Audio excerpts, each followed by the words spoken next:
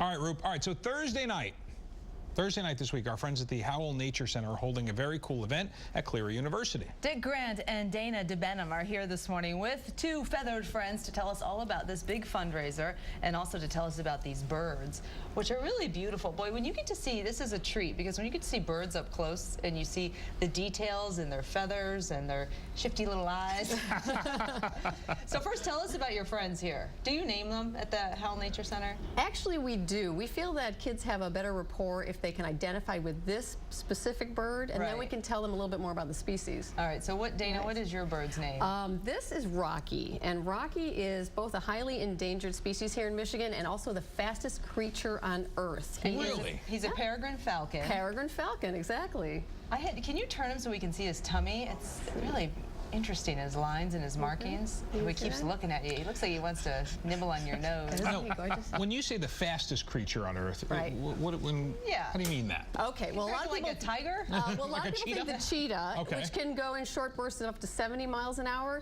This bird can dive bomb their prey at over 200 miles an hour. Wow. They go into a dive bomb, or a stoop it's called, and they are like a missile going after the birds flying down below them. They are like the fighter jets of birds. Exactly, the Ferrari. Yeah. Right. So why are they endangered? They are highly endangered. A lot of people know about the bald eagle and how they had so many problems in the 50s and 60s due to pesticides, and have made an amazing comeback. This bird is also one of a number of species that were also affected by those same pesticides. By 1964, there was not a single peregrine east of the Mississippi River. Really? Right. Okay, now, Dick, you also have a falcon here, a different variety in the falco group. There are 3 falcons in Michigan: the peregrine, the merlin, and the kestrel. This is the in-between model. Okay. So this is called a merlin. Merlins are on the threatened species list here in Michigan. They've never really been that abundant, especially this far south of Michigan. You see them more up north and into Canada, but they're sometimes are called pigeon hawks, not because they eat pigeons, because they look similar to pigeons. Well, they're about the same size as a pigeon, and to some people they look more like a hawk. What makes it, we see the beak, is that the giveaway feature that you know it's the falcon? That, and also the structure of the wings. Again, Jay, you were talking about a jet fighter. Right. Falcons are there you go, on cue. They're very sleek like a jet fighter.